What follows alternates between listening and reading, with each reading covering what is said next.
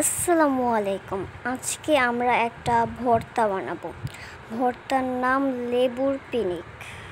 প্রথমে একটি লেবু গাছ থেকে লেবু পেড়ে নিলাম আমরা। তো ফার্স্টে একটা চাকু দিয়ে লেবুটার মাথা কেটে ফেলে দিল। তারপর লেবুটাকে গোল গোল ডিজাইন করে কেটে নেওয়া হচ্ছে। তো লেবুটায় অনেক বিচি ছিল, তাই লেবুটার বিচিগুলো আমি হাত দিয়ে একটু একটু করে ফেলে দিচ্ছি।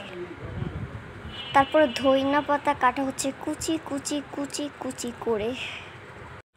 তারপর একটু শসা কাটা হচ্ছে।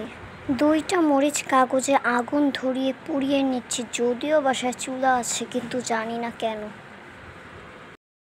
এখন মরিচগুলা বিট লবণ দিয়ে ডলা হচ্ছে। আমরা একটা কলা পাতায় ভর্তা বানাবো একটু স্টাইলের জন্য।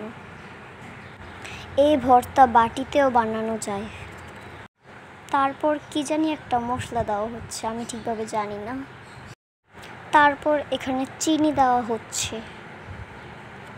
শুকনো মরিচ দিয়েও এখানে আবারও মরিচের গুঁড়া দিচ্ছি।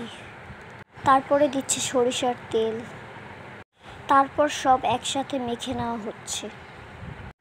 এখন আবার লেবু দিয়ে সব কিছু একসাথে মেখে নেওয়া হচ্ছে।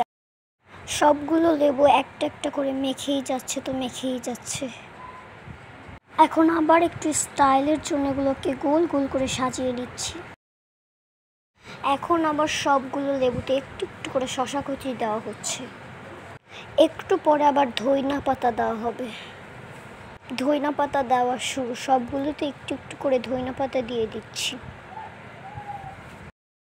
আমাদের ভর্তাটা না লেবুর পিনিক রেডি হয়ে গেছে। এখন এটাকে আমরা মজা করে খাবো, কিন্তু আপনাদের দেব না।